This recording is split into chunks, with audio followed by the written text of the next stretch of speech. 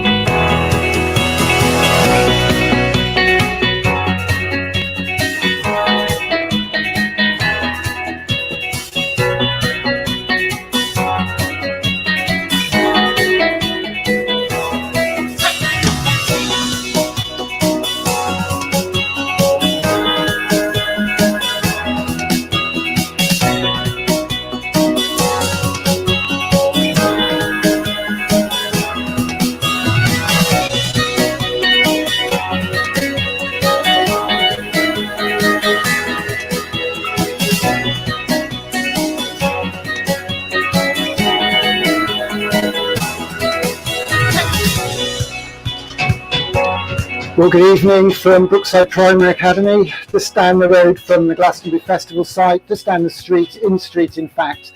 Fantastic afternoon today with the community. Amazing day. But I've got to keep it tight because we've got an hour with an amazing man. And that amazing chap is on standby, I can see just beside me. I just want to tell you very quickly what's going on tonight. We've got a fire pit chat with the legendary Chris Sullivan. So I'm just going to try and press a few buttons around here. And if I press that one and turn that up, Chris Sullivan should be there. This is all my moment of truth. Chris Sullivan, speak. Good evening. Yes, it works. Yes. I'm just going to turn that off. We don't want to be seeing that. Are you all right tonight, Mr. Sullivan? I'm very good. Yeah, well, very good. I was very inspired after yesterday's talks with Robert Elms and John Richardson. And oh, my goodness. That was brilliant, wasn't it? And now we have the two members of the band who Bob and I named. You named them? Bob and I were standing in a toilet in a Berlin bar, and we saw on the wall two separate pieces of graffiti. One which said Achilles Spandau or something, and the other one said the ballet of something else. And we saw Spandau Ballet together, and one of us said, "That'd make a good name for a band." And that's how it began. Wow, amazing. Yes, and then, of course, and so we became friends with the band. We went to see them, and then they renamed themselves, and then we all chipped in and did our little bit, and helped each other. They helped us, we helped them, and they became a chart-topping success. And so I'm very excited to talk to them tonight because, if you want about something who benefited from creative teaching in schools, it's us three, as us three did last night. So. Wicked. Who's who are we going to get on first, Chris? Martin's on first. Martin. Remember from EastEnders, he was the bad guy in EastEnders. He was also the bass player.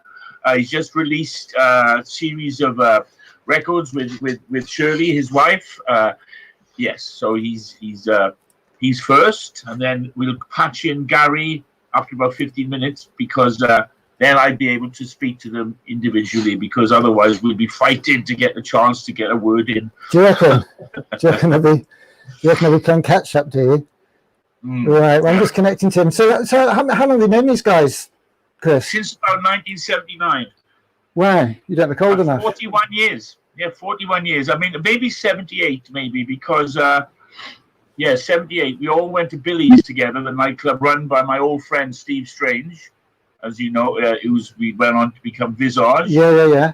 And Gary and Martin came down by virtue of a guy called Steve Dagger, who was in college with Robert Elms, and he brought them down there. And then it was all part of that, which came to be known, much to our obvious dissatisfaction, the name New Romantic. But we weren't romantic at all. I can't imagine you ever being romantic, Chris Sullivan. Actually, that's why I've had about 5 different relationships. I'm not being funny. You've had some pretty girlfriends, but you and romantic aren't two words that go together for me. No. Where I come from, if you're romantic with your means, you means you're having an affair. Well, I've got a bit of good news. I'm winging this like a good one. It was all right when I was in lockdown, because when I was in lockdown, I could get away with anything, right? I could get away with murder. It doesn't matter, because I could say it's in lockdown, so give me a break. Everybody's loose and running around all over the place now, so I've got no excuses. But when I can press a button and you come up, and you're a bugger, you are, because you don't speak for about 30 seconds. So I think, damn, your audio's not working. You don't give me a sound check. And I can see there's another bloke who I recognise off the telly as well, just sat there waiting to go. He's got his pillow in place. He looks like he's of our generation, actually. I'm going to wind the audio up and press this button here and hope that Martin Kemp's on the line. You there, Martin? Can we hear you? Can you hear us? Yeah, how are you, man? I'm good. This is just amazing. I could talk to you all night, but I paid him to do that. So I'm going to drop out if you don't mind. So, Martin, before I go, have you got a second screen, or are you just looking on the iPhone screen you got there? I'm just looking on the iPhone screen. Okay, because I'm going to turn that off if you don't mind, because you don't really want to be looking at me, and we don't want people looking at you. So just pretend you're on the phone with Chris Sullivan. Keep looking at the screen. Do your stuff. Fantastic. I'll leave it to you guys. Thank you. Great. Good evening, Martin. How you doing, Chris? You all right? Oh, I'm not bad. And yourself? Yeah, very well, mate. Good to talk to you. Yes, always a pleasure. Yeah. So the purpose of our thing, it's basically a move to provoke creativity in school, because it's been over the last 10 years, it's taken very much a second place. Of course. But where we grew up, it was first place more or less. I mean, English, art, etc., music, and you were a beneficiary of a very visible creative teaching, were you not? Well, yeah. I mean, I was really lucky because across the, we grew up in Islington, right? And Islington in those days wasn't the Islington that we know nowadays. That district in London. Yes. Nowadays it's super middle class, expensive houses. In the day when I grew up, everything was council, and it was so poor. It hadn't really recovered from the war. But I was really lucky because across the road from me, there was a block of flats. And in that block of flats, there was a young lady called Anna Scher had opened up a drama club. And so in the local community hall, like the community hall that has the weddings, the wakes, everything in it, smells of cigar smoke. And so she opened that up in there. And I was the shyest little boy you can ever imagine. I can't explain. It was almost painful how shy I was. But so my mum and dad sent me across the road and joined me into this drama club. And it literally changed my life, turned it around, because I went from being a shy little boy to being able to take on roles on television, like all that stuff that was happening in the 70s on TV, like Comedy Playhouse, Play for Today, all that stuff. Yeah. Well, I was acting by the time I was 10 years old. I was acting. And it turned my life around, which for me, I know you were just saying, schools don't home in on that nowadays. But for me, if you can get your kids into some kind of drama school, it pays dividends. Not just because it turns them into an actor, it doesn't, but what it does do is give those kids a confidence and a charisma that they wouldn't have had otherwise. And that confidence and charisma can be used in just everyday life, like going up for bank interviews and job interviews and anything. But it can be used, it becomes part of your personality. And so I was really lucky with that. But I absolutely understand what you're saying, that young kids are starved of that nowadays. And also it's that kind of thing has helped you in all kinds of ways, and also give you the thing to start. When you started the band, for example, that took a lot of guts, really, because you weren't really a bass player at that time.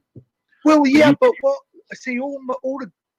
when we started the band, it was almost like I was still playing a role. Yes, that's what I'm saying. So it gave you that little start, gave you the confidence to do pretty much anything. It gave me the confidence because Anna Scher, she had this way of teaching, right, that was only about giving people confidence, and you could never do anything wrong. The minute you took the middle of the stage, you would go on, you would do your thing, and you might be terrible, but she would have this knack of saying, that was absolutely fantastic, but why don't you try it this way and try it that way? But she would give you confidence. There's some people in life that steal confidence, take confidence from, and that's their kind of, their confidence vampires, and they suck it from you. And then there's other people in life that give you confidence. And she was one of those. And she came at the right point in my life. And I think that she is responsible for probably half of my personality. And then I would say Steve Strange is most probably responsible for the other half. Yeah. So as I said, the good thing about the two that together was quite a nice mix.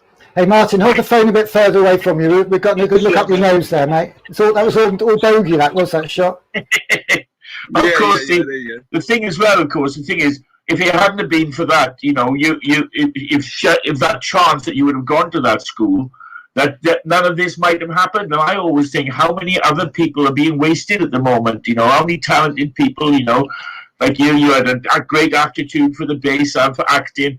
I mean, and there's so many people out there that's just not being able to express it these days because they're not given the chance. Absolutely. I mean, I was, fact, I was really lucky that school, that little drama, it wasn't a drama school, it was a drama club, twice a week, 2 evenings a week, 10p a lesson. And 10p. And it was a little drama club that me and Gary went to, and it changed my life.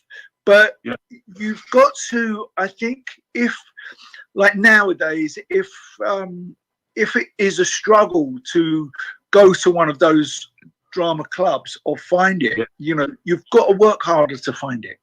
You've got to want to do it. And it's down to parents as well. Parents should be thinking, what else do my kids need, and open the doors for them. And, when my mum and dad, it's what I try to give my kids, right, was when they left school was time. But when I did it for my kids, we were kind of financially secure, right? Yeah. But when my parents did it for me and Gary, we had nothing, absolutely nothing. So it's not so much about money and the position you're in. It's just about going out and looking for the right thing. Yeah. Well, that's what I said with Bob yesterday, was finding what you're good at, but give it a try. And that was the important thing. I spoke to Bob Elms, is that we were all lucky because we all had grants and we were all supported by our families and given a good chance and pushed ahead. And without that, we wouldn't have done it. My dad gave me a piece of advice that I always give to young kids, and I gave to my kids forever, and that was if it is possible, and if you are lucky enough to be able to turn your hobby into your job, you will be happy and healthy for years and years and years. And it was something that I took on board from my dad, and I've given to my kids as well, and to any young kid that talks to me about it, about what I've been through. And it's always comes back to that same piece of advice. Yeah. And I mean, and it's also hard work. I mean, I remember once you started with the band, I hardly saw you apart from at night, without that bass in your hand. You were like constant practicing, if I recall. Yeah, I mean, that's true, but nothing that you love doing is hard work. Yeah. If like with the band, payday for the band was always those 2 hours on stage, and that was the payoff. Right, so it really didn't matter when you're doing your hobby. You don't notice it. You don't notice hard work because you can just turn it into fun. You notice hard work when you don't like what you're doing, and that's the struggle. And that's what with young kids. When I talk to young kids, that's what always my advice is to try and get yourself into a position that you love what you do. Try, because when you're a young man, just try and get yourself into that position. And generally, people just love, that's where creativity comes in. Whether it be creative in mathematics, whether it be creative in music, whether it be creative in English. I mean, generally, creativity is enjoyable. That's right. It's exactly right. It's like, I talk to a lot of journalists about it, and they'll ask me the same question. And I say, if you're happy with what you're doing, you don't notice hard work. And everybody who's a journalist agrees because they're doing what they love. If you're lucky enough, but what you've got to try and do when in those last few years at school and in those years directly after school, coming out of university, college, wherever you do, is you've got to drive yourself into that position that you love what you do. Yeah. And it is a lot of work. When I turned from, running nightclubs into becoming a journalist, it was a lot of work. It was, probably very little paid work, like the same with you with the band when you started. I mean, there was a lot of times when it must have been a year or so, more than that, when you were rehearsing every day and you weren't getting very much money. Oh, listen, it was good 3 years. 3 years? Even after the first album came out, The first 2 albums came out. We still had no money. I was still living at home with my parents. Yeah. Well, he was just saying with us with Blue Rondo a la Turk, you know, when we had the band, I mean, we had a big record deal. I was on £47 a week. And, That's right.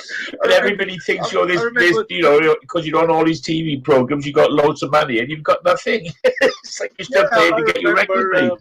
Steve Dagger giving me my first wage packet in the middle of the Embassy Club from Spandau Ballet, and it was £75.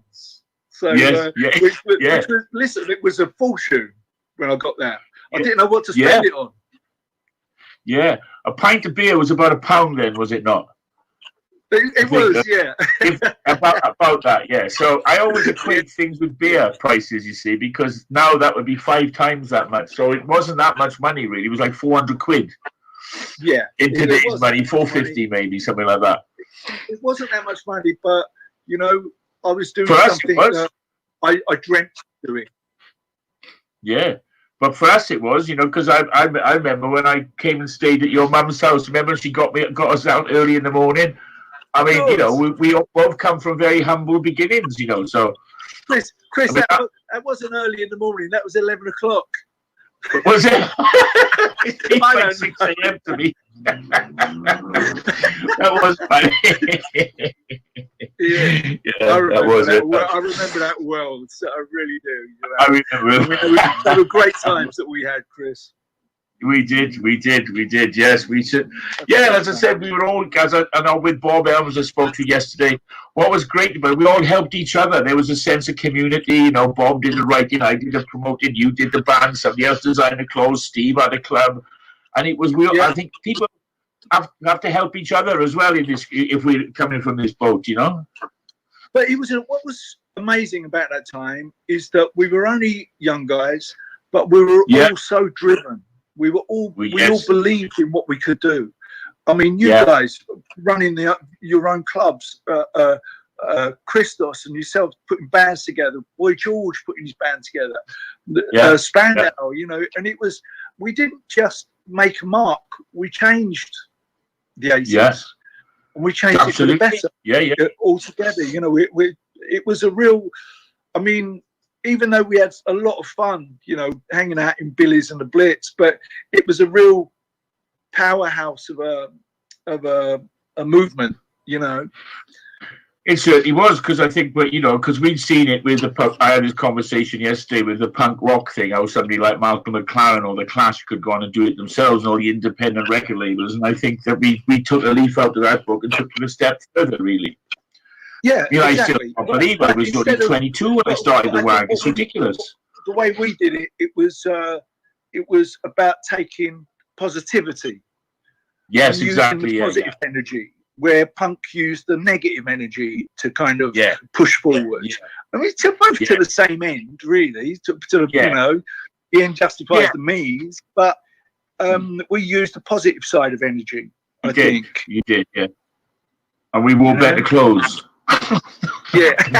Dressed up a bit more. And that was it. I mean, it was, you know, the thing is, I think what we all realised, when your lyrics said it, what we had was youth, and we realised that was a saleable commodity. And I wish more young people would realise that these days. They don't have to try and be their parents; they can be themselves, you know. Yeah, that's right. Absolutely. But you've got to. It comes down to that thing that I was saying before, you know, try and sort out in your head as soon as you can what you love doing. And if you if you find the road that you want to follow, stay with it if that's the one that you love doing, you know. And I think what happens nowadays is, or not just nowadays, what can happen is you can let yourself at school or university get herded into a direction that you don't want to go in, you know, because you pass certain exams, and they'll say to you, "Oh, well, you've got these exams, you've got to go down this route," where you don't really want to, you know. So make sure you don't end up in that position. Because like I said, with it's like but you have to have strength. But we all have different things. Like you, like me, I've done about 5 things. But you have had 2 huge careers, both in music and acting. How do you reconcile that? That comes down to going to Anasher, going to drama school when I was a kid, because I don't see that they're 2 different careers. You know, I see that I'm inside this big bubble called entertainment, and whether it's being in a band, whether it's painting pictures, whether it's being on stage doing musicals or presenting or directing or whatever it is all inside this big bubble called entertainment. And so for me, I'm only doing one job. But the way it looks to other people is that I'm moving around and doing a lot of different things. But it's not really. It's the same. It's kind of like, the difference is, imagine if you were painting a picture and 1 minute you're using oils and the next minute you're using watercolor. It's the same difference. You know, you just change the way you do it. Like acting on stage is really just a different form of acting in front of the camera. So you just do it slightly differently, but it's still the same job, you know. Well, that's what I say about writing. Writing is painting in, but using words instead of colours. DJing is painting, but is using music instead of words. You know, it's the same. It's all about taste, really. You know, and have the application of that taste to different mediums. So I don't regard them as that different myself. It's exactly that. You know, when you write a piece, right? I always think of it like this, Chris. If I write, and then I write kind of like the bones to a piece, and then I'll go back and colour it in. And, exactly. Put phrases in that colours it, and so people can imagine it and smell it and see the colour. And so it's exactly the same. It's like you put the outline in, and then you go back and put the colour in. Yeah, exactly. Like you get your framework, and then you fill it in like putting up a tent. Putting up a tent, and then you fill it full of people. maybe a bit of food, maybe, maybe some livestock. All right. Well, we also have. I'm hoping that Nick can connect us to your brother because he's waiting. Is he? Yes. Because this is also about, you know, this whole thing is also about families as well. So it's, you know, it's a family support thing, and we had some band, some school choir singing Gold, I think. Oh God, I've got to dig that out. So basically, the organisation that sponsored this, Martin, is a charitable trust that provide tech for kids who can't afford it, as well as all the internet for other schools and all the tools and stuff. And they helped us out. And I met their CEO the other night. He got a bit carried away. Chris doesn't understand this, but you know the green screen where you go on the green screen and they can take you out and stick you on the front. So yeah, I know you know that, Chris. It's a bit much for Chris, but I know all about it. I have that video before. So anyway, it doesn't fit my wall. The CEO of this company went out and spent he bought himself a green screen. So the other night he was giving it all lots of disco dancing on the green screen. And I said, you'll never guess who we've got on Saturday night, Martin and Gary. He said, you are kidding me. So I'll tell you what, you want a challenge, because he keeps going on about how he's moving mountains, getting 2 million laptops and stuff. I said, right, you get a school to sing Gold on one of those, you know, Zoom things they do, like Elton John did the other day. And I'll see if Martin and Gary don't mind watching it. And they've sent it through to me. I've got to go and dig it out. Would you watch it if I stuck it on later on? Would you be up for that? Now, Chris has just reminded me, I've got to look your brother up on Skype. So talk amongst yourself. Though we have just had a question in from Richard Simpson down on the Isle of Wight. He says, what was your school experience like? Big question, big impact on your life. I wasn't very academic ever when I was at school. I was a daydreamer. And I spent most of my life, my early years, daydreaming that I wanted to become a footballer. And you were Arsenal, weren't you? You did a thing for Arsenal, but you apparently, by all accounts, Christos especially says you were a brilliant footballer. I played a little bit when I was younger. Me and Christos played for our districts and stuff together, you know. And we went up on trial for Arsenal together, I think, me and Christos. But I spent most of my school life as a daydreamer. Most of the early part was to play football, and the second half was to be Elvis Presley and to be and to be in a band. And that was my schooling. Yeah, yeah, and you made it. Yeah, the second part. Yeah. Yeah, exactly. Well, I suppose you did the best bit, because the thing is, you had to retire when you're 35 if you're a footballer anyway. Yeah. But no, Christos was always saying how great a footballer you were. So that's praise indeed. Because I remember you being good though. When we used to have the matches, remember, against the enemy and all that, and they thought. Do you remember when they thought that we were a bunch of like sort of just posers, and we beat them like something like 19-2 or something? Do you remember that? Yeah, of course I do. Yeah. On Regis Park, they thought we were a bunch of like just people dressed up, and we did their Melody Maker, and it was me, you, Bob, Graham Smith, Christos, Bill. What's his name? Neil, the photographer. Neil. Yeah. Phil was there, wasn't he? Phil. Phil Bloomberg. Yeah. And I remember how shocked they were. You scored about some 7 goals or something, and Neil McKenzie just kept on scoring, and they were like so shocked. What they didn't realise, you see, they were all kind of upper middle class boys who became journalists. We were all working class kids who spent all our life playing football. That's right. Yeah. So Martin, I had your brother there a minute ago. I had your brother a minute ago. I saw a text come through from he's now online. He's not online anymore. Has he got a bit dodgy internet connection, or did he get the hump? I wasn't speaking to him. I don't know. As they say, he's not his brother's keeper. Yeah, I haven't checked his internet speed. Here he is. Hang on a second. It's very noisy. To his privy to his Wi-Fi. So Gary, I can't hear you. You can't hear anything? Can't hear. All I've got is noise. You've only got noise. That's not a good look, is it? Let's have a look. That's probably me, Gary. Noise. That's not a good look. So, I tell you what, Martin, can I just drop you off a second and get Gary on this one? I can't hear anything apart from noise, mate. That's not good, is it? Okay, we'll come back to you on that. So I'm going to hang up and come back to you on the other line. We're on the third system. Martin, don't go too far away. Who's that ringing now? Yeah. It's all going a bit Pete Tong for a moment. Hang on. I don't know where that's coming from.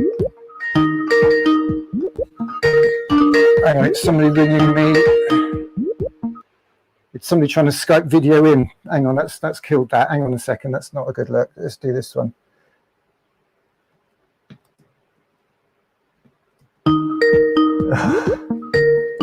We've been hijacked. Chris Sullivan, Chris Dyson. Testing. Chris, we're live with the Kemp brothers, mate. You've just crashed the show. Yeah, I am. Hang on, moved. Chris Dyson, you've just crashed the show. I'll see you later. I'm so sorry for that. He's just crashed the show. I don't believe it. Right. Martin. Okay. Martin, I need to call Gary on this one because I seem to have a bit of a problem on the other system. Hold on a second. I'll come back to you in a minute. All right. So this is Gary Kemp, isn't it? Cool. This is a game of soldiers. This is. We haven't done 3 before. Let's get Gary up because he's not going to believe it even works. I don't know what the problem is on that end one. I'm going to have to reset that.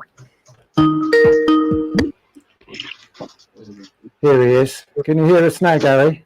Yeah, I can now. I'm sorry about that. You're at the end now. I haven't used that one before. So I'm going to turn this camera off and you'll just be listening to Chris, but we can see you. Don't worry, I can see you perfectly. Chris, you're on with Gary Kemp. Hello, Gary. Hello, mate. How you doing? Yeah, not bad. I just had a nice illuminating talk with your brother, and we talked about the importance for him of Anna Share. It said how she took him out of himself. What did it do for you?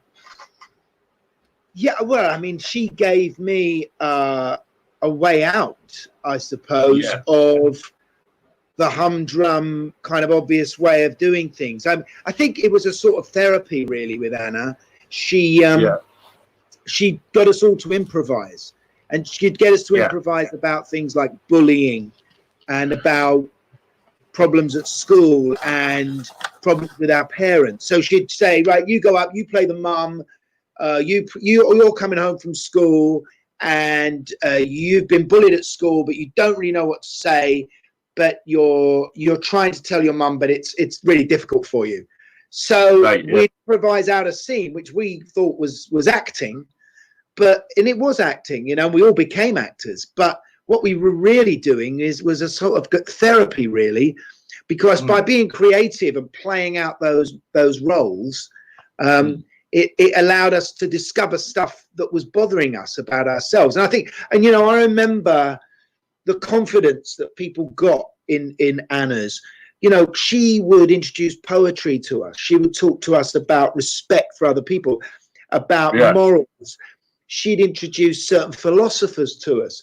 And these are all working class kids that never, ever get praised, never get any sense of what she was talking about in art, you know, poetry, etc.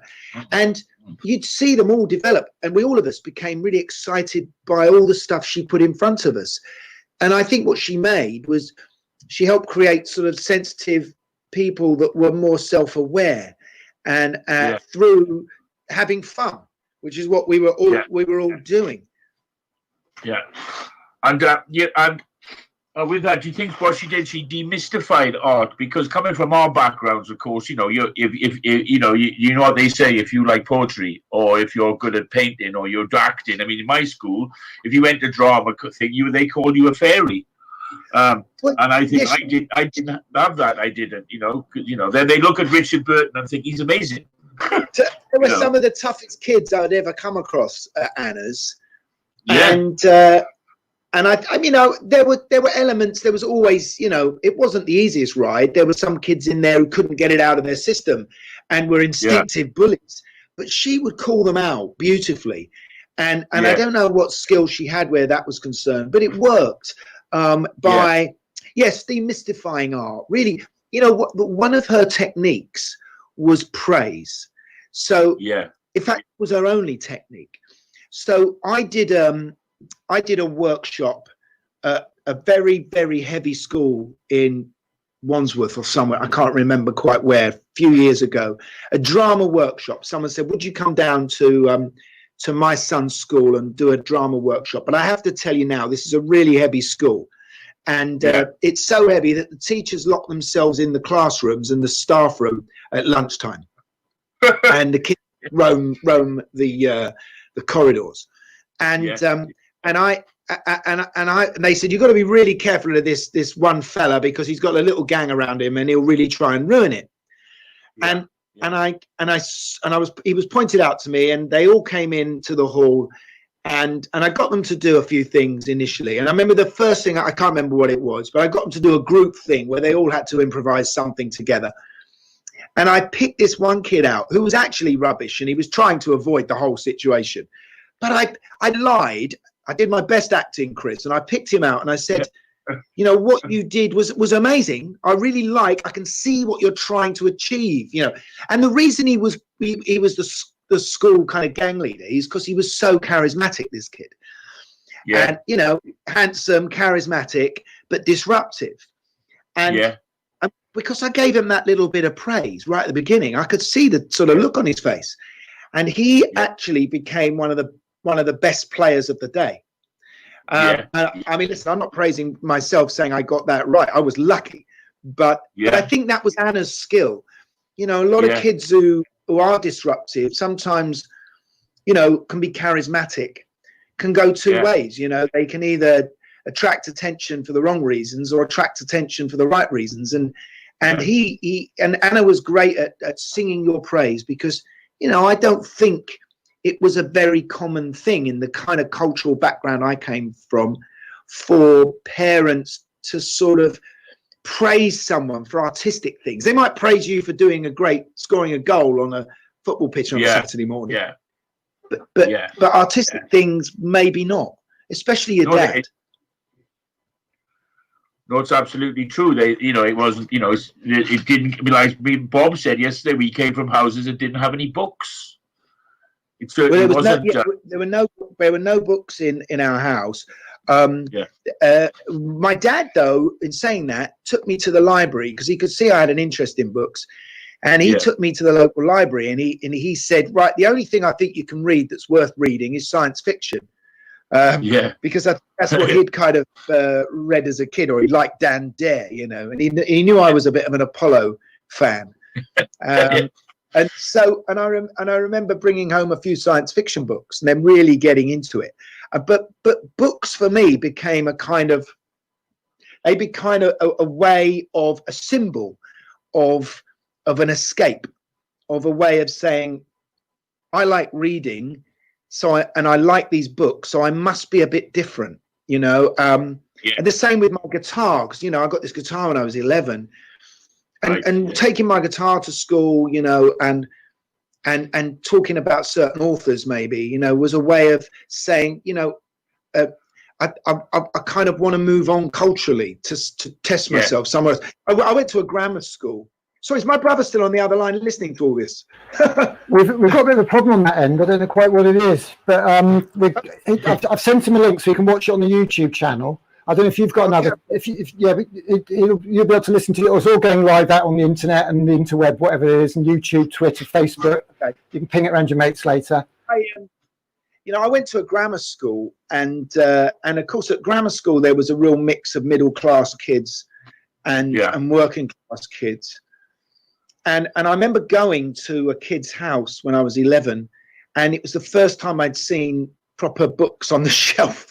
And I remember the mum reading a very large broadsheet newspaper and talking about. It's funny you should say that, because that happened to me. And I said to my mate's mum, "God, it's a big paper. I've never seen one of those before."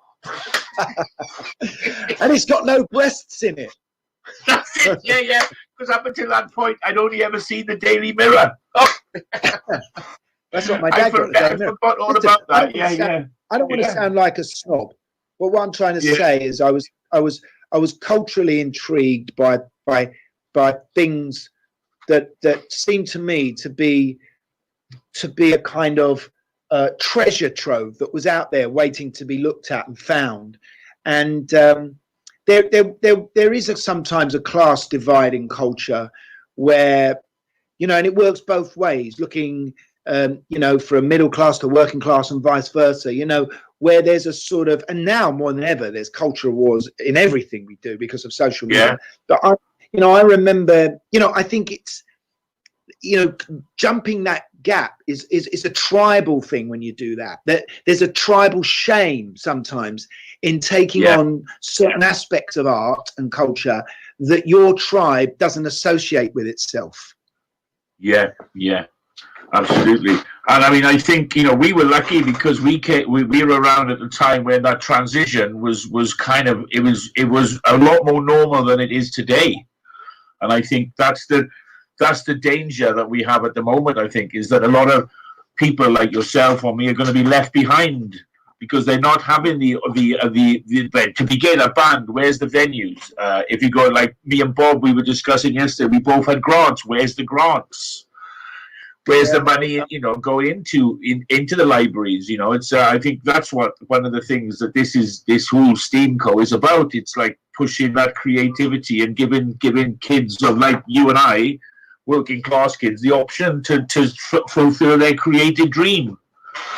Yeah, and I think music was definitely a really strong way through in those days, and to a certain extent, fashion and journalism, even, that was all opening up for working class kids through music journalism. But I suppose that to a certain extent, there's a sort of fake satisfaction that people get from social media, a sense of I'm achieving some sort of celebrity or fame or escape, or people are getting to notice me because of my social media platform and numbers, which can also bring you down as quickly as they can build you up.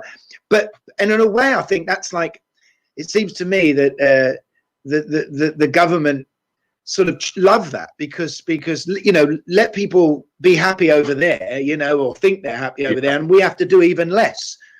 You know, I think that it's in the end, it's the real great people in communities are the mentors, you know. And I had a mentor with Anna Scher, and there was also another guy that was a great mentor for me growing up.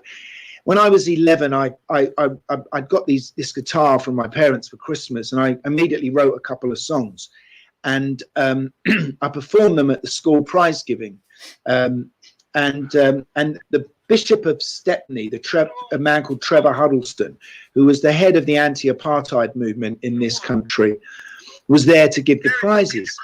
This is 1971. Yeah. Yeah, go on. Trevor Huddleston, and he really Garrett, Mark, he found out what my address was, and he came to the house, our house, and he bought me a cassette recorder. And they just fit out cassette recorders. And he said, every time you write a song, I want you to record it and send it to me in Stepney. And and I remember the Top of the Pops was on TV at that moment. He was sitting in our living room in our council flat, and he was and I made the connection between what I was doing and what was on TV. I remember it was Rod Stewart singing Maggie May. Now, he said to me, I've just come back from Africa, where I gave a trumpet to a young trumpet player, and his name was Hugh Masekela. This guy was one of those guys that encourages you. Now, I didn't meet Trevor Huddleston again until 1986, when I'm 26 years old, and he has organised the anti-apartheid concert at Clapham Common in front of 100,000 people. And I went there and I met him, and he said, "This is amazing for me today." He said, "Because not only are you here, but Hugh Masekela's here as well." And so, you know, I felt a kind of, I mean, there were a couple of things going on here. I just felt, you know, a loyalty to his belief in me, you know. And I think when people believe, if people can, you know, if mentors and can encourage you in some way, it's the most valuable thing you can do. Yeah, I think that's really important. My art teacher was like that, really. He was the one that really pushed me, and he stopped me getting expelled when I got in a bit of trouble, and he was always at my back and all that. And, you know, I think without him, I probably wouldn't have gone to art college, you know.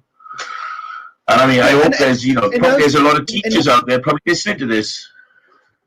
Well, it's funny, you know, talking about art college, because there's another story to be told there about working class kids going to art college. Because obviously back in the most of the golden age of rock, you know, from the Rolling Stones to the Beatles to the Who to Pink Floyd, to, I mean, so many actually went to art school to do art, and then ended up expressing their art through music and through that in that period of the golden age, and made their entire careers via the art school through to music. And it wasn't until the sort of first working class generation of kids who went to art school and came out and actually did art were the YBAs, the Young British Artists, like Damien Hirst and Tracy Emin and people like that.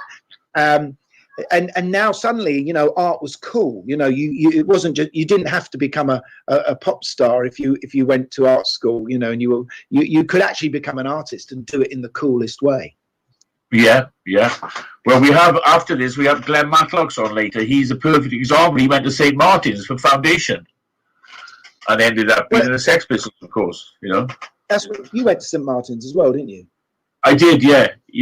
I mean, you know, and that's a great college, isn't it? Because it's all round. It's about fashion. It's about music. It's about design and as well, isn't it? Yeah, I mean, you know, it's also, you know, like when people say, ask me, what do you study? I say socializing, because it was also in the middle of Soho. So, you know, you could pop out at lunchtime, go to the Colony Club, go to the French House, or go up to the Academy Cinema and get in for free to watch Orphy. Or it was just a great place to be in Soho at that time, 79, 80, you know. And it was, you know, and it was a more of a melting pot of ideas in an art college. I mean, I think I learned just as much in the Cambridge Arms in the company of your, you know, Kim Bowens and your Boyd Georges and Kenneth Williams and, you know, all those people as I did in the class. you know, like us lot. I said to somebody, I did an interview about the Blitz the other day. I said, you had to be a Blitz regular. It was quite hard work. You had to be up on your movies. You had to do a bit of reading, know your clothes and your music. Yeah, we put a lot of time into it, you know. So this is all going out on the Steamco YouTube channel, is it, Chris? It is. Yeah. I was just going to say, Gary, I'd just like to show you this film now. You've dialed in on a video call, which means you can't actually see what's going out because you're just talking to us. If you've got have you got a laptop or a tablet close by? I'm right on a laptop now. That's what you're using now, okay? Because you won't be able to use that because you're using that for the video call. Have you got an iPhone in your pocket or a tablet to hand? I have. It's nearly dead, but we can have a look. Because basically, I was saying to Martin. Martin came back on. I did actually get him back on, but basically he had to rush off. So he says, okay. Good. But basically I said to him, there's a school or 3 schools who all come together. And I just put a challenge out to the CEO of a company that does all technology. And he's got like 2 million laptops coming for kids who couldn't afford the technology, who've been left behind. And they've all sung gold. No, well, that's the correct answer. Why? Because I thought you were going to say they better not have, because where's the publishing or something like that? You know what I mean? No, so, I mean, listen, I'm so touched and honoured that it's become a folk song. Well, there you go. Yes. So if you can get yourself an iPad or a phone, go to YouTube and find the Steamco YouTube channel. I've got it all lined up, ready to go, and I can play it, and you can see it and see what you think, really. And I've only saw the first few snippets. This is done by Bob Usher, who does all the content development down there, and they've got a few schools together, and they've only had a few days to notice to do this. It's quite remarkable. So Chris is use that song. That's so sweet, fantastic. Well, let's face it. I mean, it's a big hit, isn't it? Blimey, big number, that one. Steamco YouTube. Yeah, and you'll see Steamco YouTube, and you'll see there's a live feed on there. I'll have just the word live with red on it. Got it. Steamco Live, got it. So you will see yourself now on the pyramid stage. Can you see yourself on the pyramid stage at Glastonbury? Yeah. So turn the audio down on that, or we'll get a shocking feedback problem.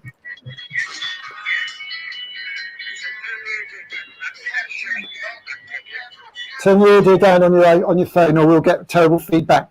So I'll just cut to what's going on here now. So basically, if I get rid of myself and you, we've built a pyramid stage on a school playing field just down the road from the Glastonbury Festival. Half-size pyramid stage. I don't know if you got to that yet. It takes about 8 seconds. Can you see it? Yeah. Got it. What do you reckon to that then? Brilliant. Oh my God! And that is what you and Chris and your brother have been on tonight. Basically, we've. To be honest, what do you think? Do you think that looks good? It's incredible. Well, I'll be honest with you, it's completely fake. A dad at my kid's school, Damon, did it in computer graphics with some drone footage that I shot 2 years ago.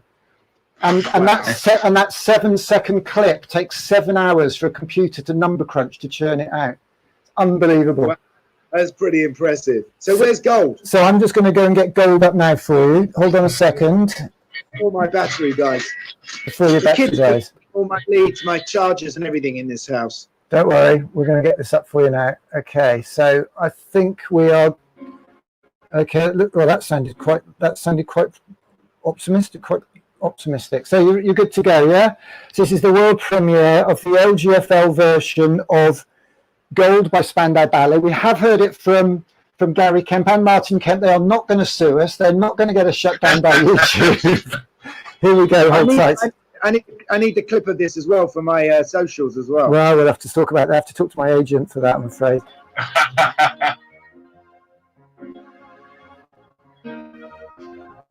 Thanks for school at home. Sorry it's gone on so long. Spoken to keep up with the song. Teachers are our heroes. Shout out to the rest of the staff. We kind of now need a laugh. Oh, but I'm proud of you. But I'm proud of you. Keep with the kids in the playground. Others have got video but no sound.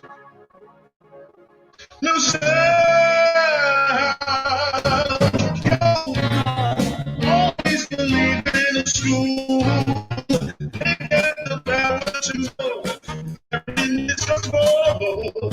Always believe it, 'cause you're gold. Google Classroom, maybe dream. Prefer the change, you're indestructible. Always believe it.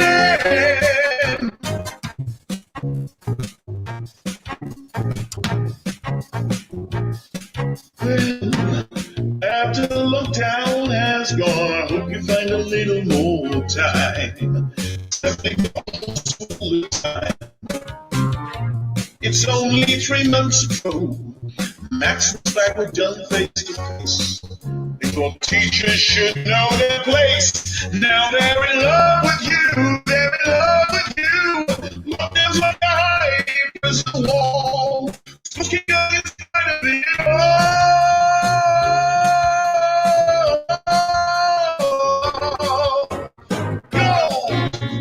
Always believe in your soul. You got the power to know you're indestructible. Always believe it, 'cause you're gold. Be safe as you return. Something we always learn. You're indestructible. Always believe it.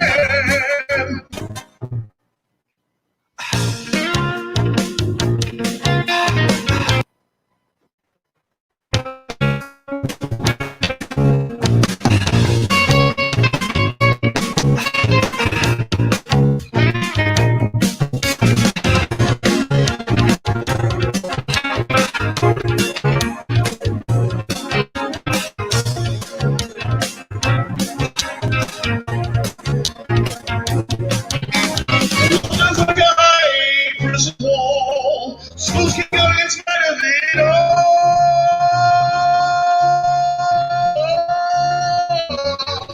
'Cause you're gold. Always believe in your soul. You got the power to know you're indestructible. Always believe it, 'cause you're gold. Be safe as you return. Something we always learn. You're indestructible. Always believe it.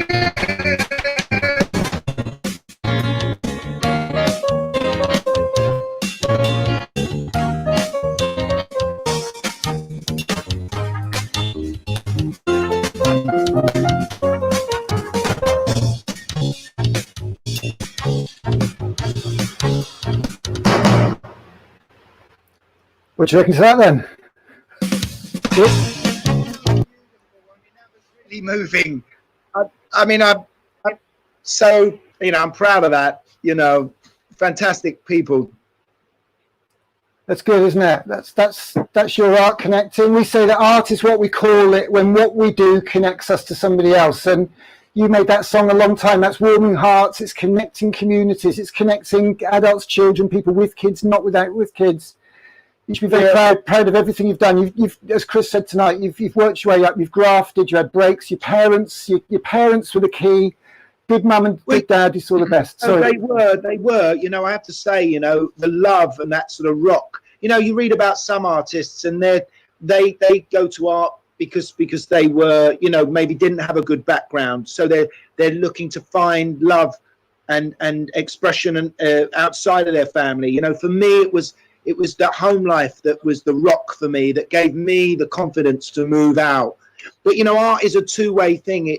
It's about you finding expression yourself in ways that you can't just by verbalizing. It gets you in contact to express your ideas with hundreds, maybe thousands, maybe millions of people. And for the people who are listening, it tells them stories that they need and gives them a handle on stuff that maybe they've been struggling with, because they're hearing someone else's struggle or someone else's version of life.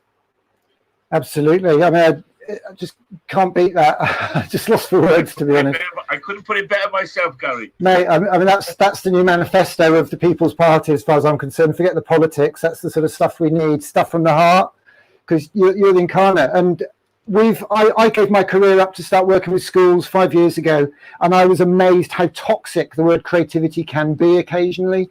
But nobody really cares about kids in schools until they have their own. And what we've got to do, and tonight is the first step, the CEO of the Arts Council asked us to start a creativity revolution. And the only way we're going to do that is together, by schools connecting with the creative industries, connecting with business, connecting with communities. And if there's any chance of a pint sometime that we can have a chat and sort of help you, just give you an idea of what we're doing. Chris has been a rock. Chris, I know Chris, one, because Winston would never let me in the WAG, and two, because his kid went to the same school as mine. He came to pick him up one day. We had a cup of tea that ended up being 4 cans of cooking lager. And here we are tonight. We're building bridges. Go, Chris. What are you going to say, Chris? The hardest way through is for the working class kids. I mean, theatre, which is on the face of it, has a lot of left wing politics, still struggles to employ working class people. They need more access, a better access, and also because it's expensive, if you like, to say, right, I'm giving up. This idea of going to work somewhere, I'm going to try and become an actor. That's very hard and difficult to do for a family. And of course, they don't have the financial support either, which is a real problem. Which is the lack of, the expense of living in London, the cost of having somewhere to live. I mean, we could live in squats and live with our parents and have cheap flats and had grants, and now there's none of that now for. It's much harder. It's much harder, but people like yourselves are doing absolutely their best to refocus it.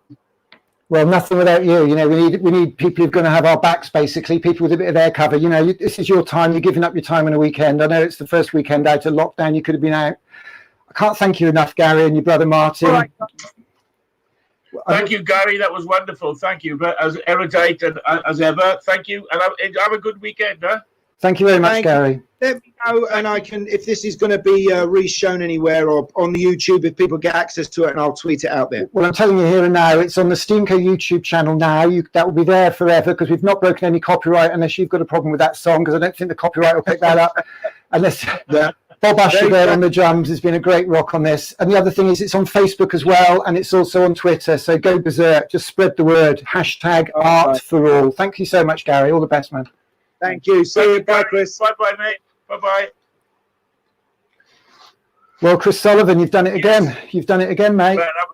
Because that's why I wanted to speak to both Martin and Gary's, because I've been knowing them for so long. I actually stayed in that council house they had, and I knew their humble beginnings, and I knew that they both benefited enormously, both from books. Me and Gary used to spend a lot of time discussing books that people of our class, especially without any books in our house, wouldn't normally have talked about. Me, him, and Bob Elms often used to sit and talk about Nietzsche and talk about Sartre and talk about Knut Hamsun, and it was stuff that wasn't really accessible for a lot of people from where we came from, financially and otherwise. And so I knew that the Martin as well, and Bob, and that they have something encouraging to say. And what I liked about what the both of them said was that it was not only encouraging for pupils, but it's encouraging for teachers.